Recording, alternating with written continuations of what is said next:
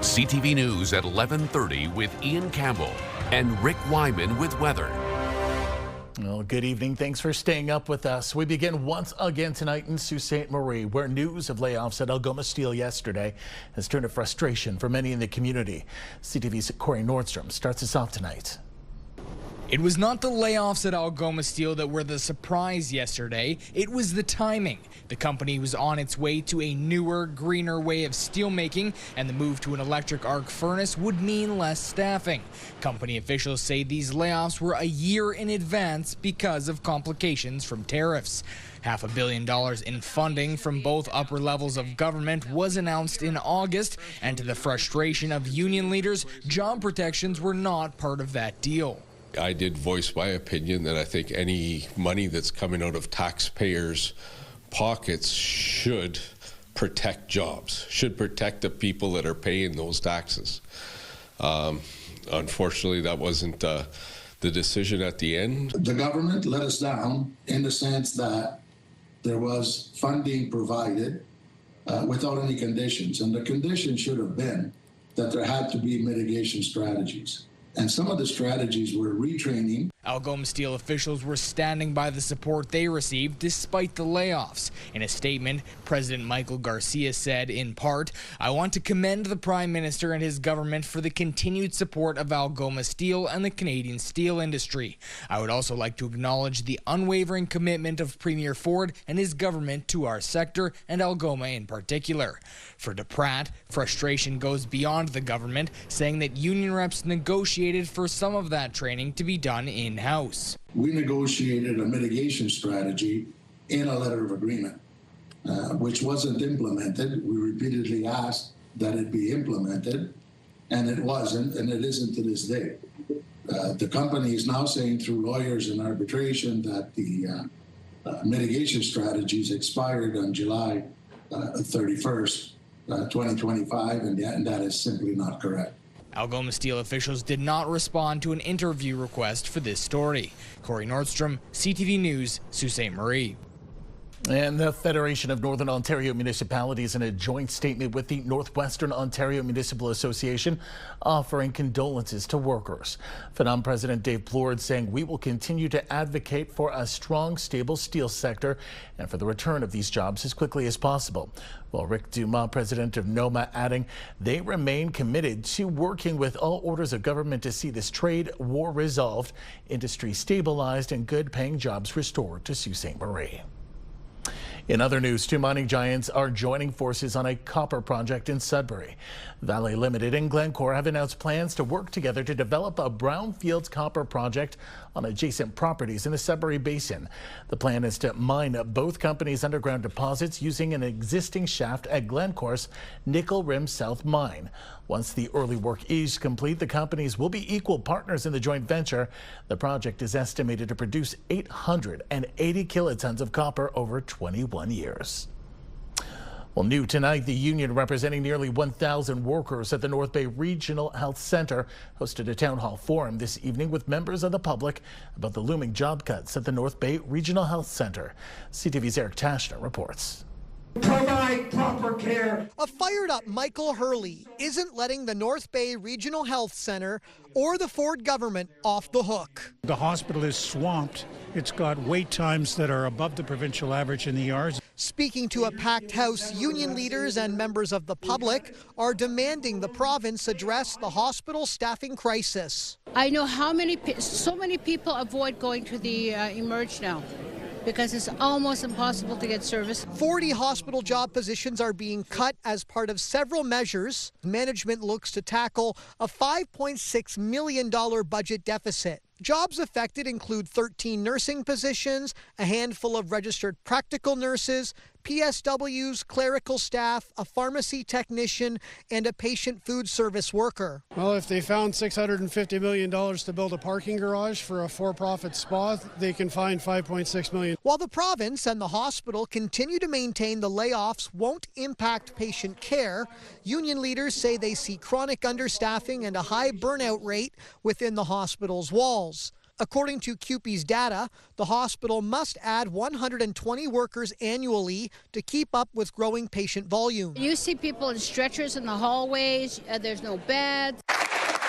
Last week, the NDP challenged Health Minister Sylvia Jones, placing the blame on inadequate provincial funding and ignoring the call for help. Those people work in important hospital services, like the emergency department that has a 12-hour wait time. The province maintains that since 2020, annual funding for the North Bay Regional Health Centre has grown by over $49 million, a 20% increase. Not only is it appropriate, but it is necessary for us to work with our hospital partners to make sure that they have a path to balance. How can it be appropriate to cut staff and to lengthen the wait times? Union leaders fear funding shortfalls will lead to further investment in privatized healthcare. Eric Tashner, CTV News, North Bay. At Queen's Park today, the province's Auditor General released her annual report. The focus this year, healthcare. CTV's Siobhan Morris has the story. Ontario's Auditor General finds big gaps in monitoring doctor billing practices.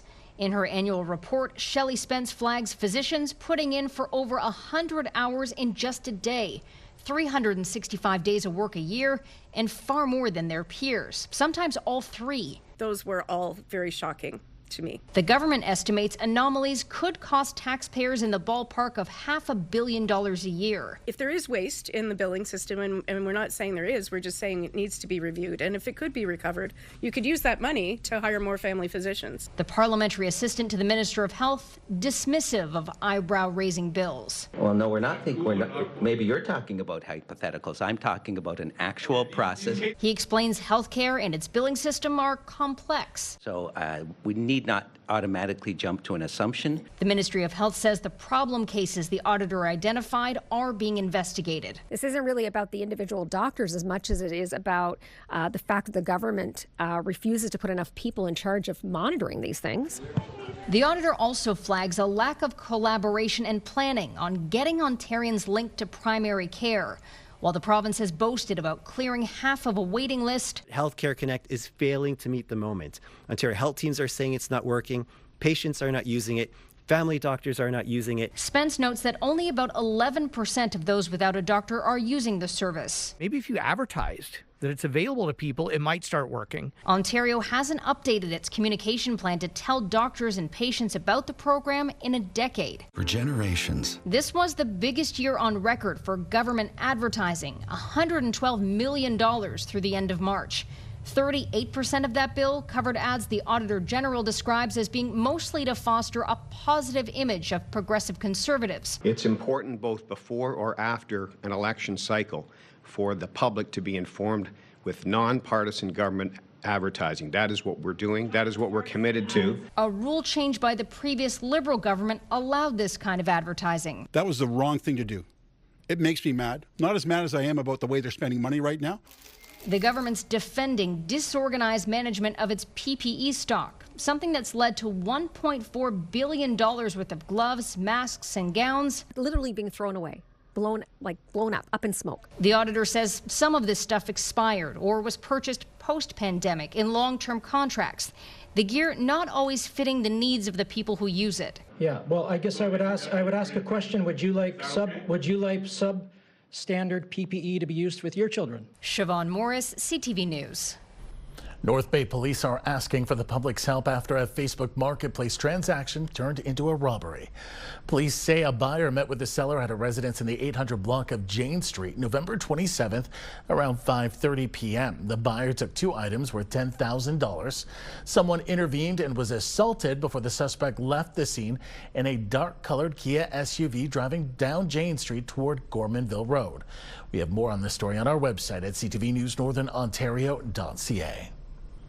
Statistics from a new initiative from Sudbury Police are showing a downward trend in crimes like open drug use downtown. But officials say the real success is in the number of individuals being connected with social services. Greater Sudbury Police launched its Support First strategy 1 month ago. Individuals found experiencing addiction were connected with support services like treatment or housing before officers considered making an arrest. Between November 2nd and the 28th, police conducted 238 interactions where they made 190 referrals to support services, gave 18 drug warnings, and made 8 arrests.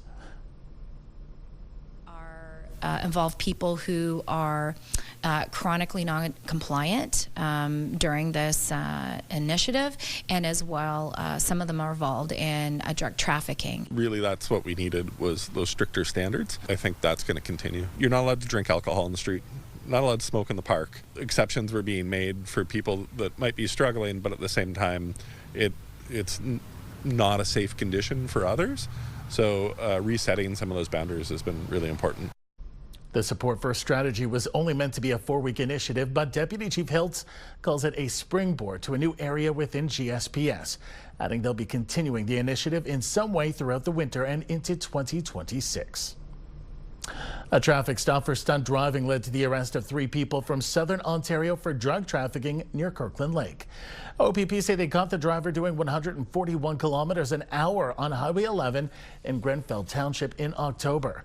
When they pulled the vehicle over, the officer smelled cannabis and conducted a search of the vehicle. More than $46,000 in drugs were seized, along with cash, SIM cards, and brass knuckles. Time now for a short break here on CTV News. Coming up, Rick will have your full weather forecast. For now, a look at the current conditions, and we have no weather warnings in place tonight, but we are still seeing quite a bit of flurries in through Kapuskasing, Timmins, Wawa, and Chapleau. -6 in Timmins, -8 in Timiskaming Shores. You're the cold place right now.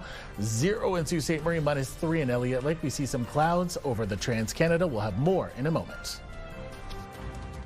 When you see it happen, send it to CTV News. Text 10400 from your screen to ours. Text 10400. We've got some flurries and snow squalls in the offing overnight in northeastern Ontario. That will continue tomorrow, but also some cold weather for a day or so. Then it'll warm up, then get cold again. Let's take a look at our forecast radar right now. The system moving through the northeast. Periods of snow, so squalls and flurries in the forecast for tomorrow. Amounts will vary. We'll keep a close eye on that and a lot more. Let's get to those numbers now. Sudbury and Nickel Belt. Flurries tomorrow, 2 to 4 centimeters, high of -1. Then Thursday, sunshine, but -16 your daytime high. Friday and Saturday, chance of flurries both days at -6. Come Sunday, colder again, -13, sunny skies. Monday, sunshine and -11. Meanwhile, Sault Ste. Marie, Algoma, flurries for tomorrow, 5 centimeters during the day, another 5 at night. -3 the daytime high. Chance of flurries for 3 consecutive days, -8, -5, and -6. Sunday, we've got some cloud cover, -8, and the chance of flurries on Monday again, -6. So again, no high pressure system affecting the Soo. Your temperatures are okay, but other areas not so lucky.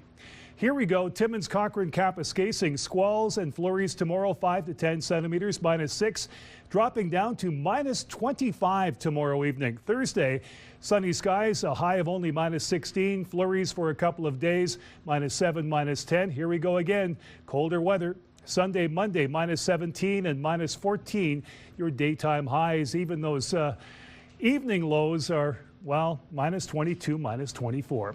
Timiskaming Shores, Kirkland Lake, squalls and flurries tomorrow, 5 centimeters, -1, dropping down to -21 overnight. Sunny skies Thursday, -16, flurries for a couple of days, -4 and -3. Here we go Sunday, -15 and -12. Monday, your daytime highs.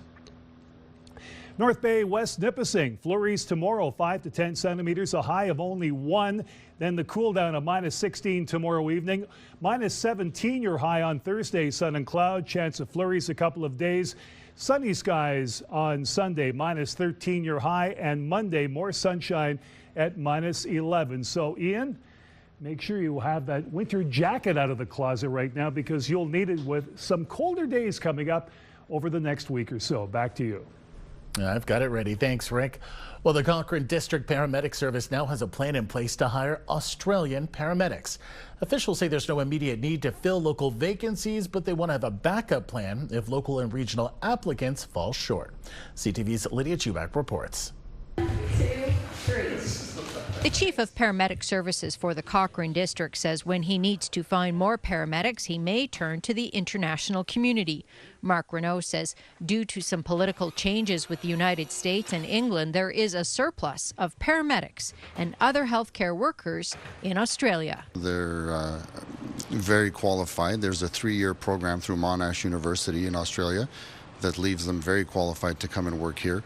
We have a pathway through New Brunswick where they would be able to get credentialing to be able to work in Canada. Renault says the Cochrane District Services Board recently approved the recruitment and immigration of up to 8 licensed paramedics from Australia with a required 2-year service commitment. If we can't find local staff, our primary method of recruitment is our local colleges, and that's who we want to recruit first.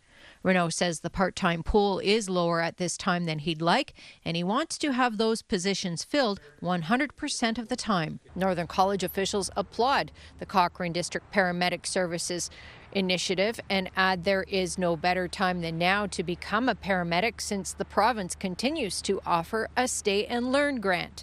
The college adds its paramedic program currently has no waiting list. I encourage students and parents to really think hard about the savings that they would incur, long term, and the fact that they get a credential that is transferable to anywhere they want to work, later in life, and will be something that will always be in demand. The next intake for the Northern College Paramedic program is in September, and the class size is around 40 students. Mature students are also welcome to apply. Lydia Chubak, CTV News, Timmins. Feed Ontario's latest report reveals over 1 million people across the province turned to a food bank in the past year, a record high. CTV's Amanda Hicks has more from Sudbury.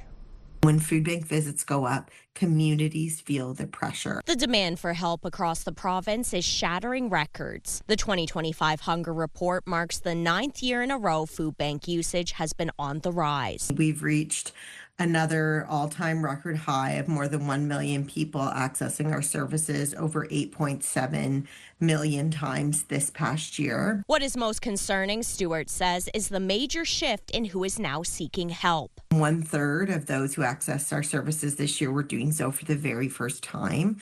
30% are children. 30% are people who are living with disabilities, and even 25% of those now accessing our services are actually employed. Locally, food banks are seeing those provincial trends play out on a daily basis. Inner City Home says just last week it saw 35 families come through the doors of its new Sudbury location in one day. Right now, it's a common thing that we're running out of food. The Sudbury Food Bank certainly looks after our needs as much as possible, but in the last few weeks we've been forced to go out and buy additional foods. Food banks are supporting working families, seniors on fixed incomes, and newcomers who cannot keep up with the cost of housing and groceries. The French River Food Bank, which serves roughly 100 families a month, says it's seen a 20% increase in demand, many of whom are new faces. We're getting a lot more families than what we had before. And again, it's because the income is so low and the cost of living so high. So there hasn't been a catch up since COVID between the two. And so there's been no relief. The report calls for urgent action from all levels of government to address underlying issues of housing and income that are driving these record numbers. Amanda Hicks, CTV News, Sudbury. And in Noelville this morning, the food bank found itself the recipient of a donation of 4,500 pounds of food. Donations like this one to French River have been coming in thanks to Global Medic. The Global Medic is a Canadian charity that was established in 1998, helping people affected by poverty, disaster, and or conflict with humanitarian aid domestically and abroad. It is absolutely extraordinary because it assures that we know that there is food going in the tummies of people, especially children, throughout the year. And that you know, all our volunteers, even though they're knocking on doors and asking for donations, by having that, at least we know we're able to give something to, we serve about 100 families, maybe a little bit more. At last week's holiday train, CKPC presented a check to the organization for $4,000. Still ahead tonight on CTV News. Cambrian College students get some specialized training on campus in a bid to help protect their communities. We'll explain after this.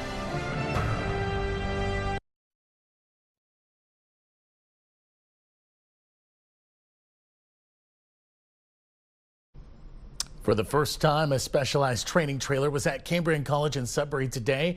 20 students took part in confidence and confined space training in the pre-service firefighting education and training program. CTV's Elena Everson reports. 19-year-old Madison Ellis is mentally preparing to maneuver a maze inside this trailer blindfolded. She is wearing 90 pounds of gear, making her way through confined spaces. The faster you breathe, the more oxygen you're going to burn, so you kind of got to use the skip breathing method. You got to control your breathing. Most thing is to stay calm. Justin Hollywood is demonstrating the training for us in the light, so our cameras can capture it. The scenarios are all in the dark, with students wearing oxygen tanks. It's really tricky to get through the small spaces with an extra foot on your back almost. You got to use different techniques that you wouldn't think your body would fit through, like going backwards through small spaces that you wouldn't think you would, and a lot more maneuvering than you would think to get through small spaces. In this scenario, the team is training to rescue a victim. You have to go through areas of confined space. Also, they know how to react based on enclosures, and it's very, very psychologically hard, and they have to experience this if they want to become firefighters. The students say the training is invaluable. Sometimes you don't think you're going to fit at all. You can start to get panicked. You have to keep calm in the mind. Just be able to get a job and help people when they need it most on the worst days of their life. The trailer travels across the province, also providing unique training opportunities for mine rescue and industrial emergency response teams. Elena Everson, CTV News, Sudbury. The North Shore Health Network is advising people of an emergency department closure. The Thessalon site will be closed tomorrow and will reopen Thursday morning. There will be a nurse practitioner on site for urgent care Wednesday from 8 a.m. to 8 p.m. Richards Landing, Sioux Area Hospital, and Blind River will all be open. Laurentian University celebrated Giving Tuesday at the Parker Building Atrium with the Joyce Family Foundation. The foundation endowed $2 million to the university to be given as student bursaries. Students were also invited to be a part of the philanthropic event with games and activities. They also learned about a new bursary that those in financial need can apply for. The school is going to manage the fund and select the recipients. So I really like that because the selection committee will know the community and have ties into the community to know which students face financial obstacles but have the promise to pursue post-secondary studies. The bursaries at Laurentian University will start being awarded next fall.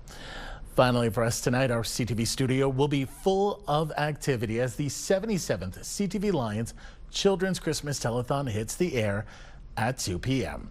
This year, two talented artists, Stacey Caverly and Ilana Van Zyl, worked for 3 days painting a new backdrop for the telethon set.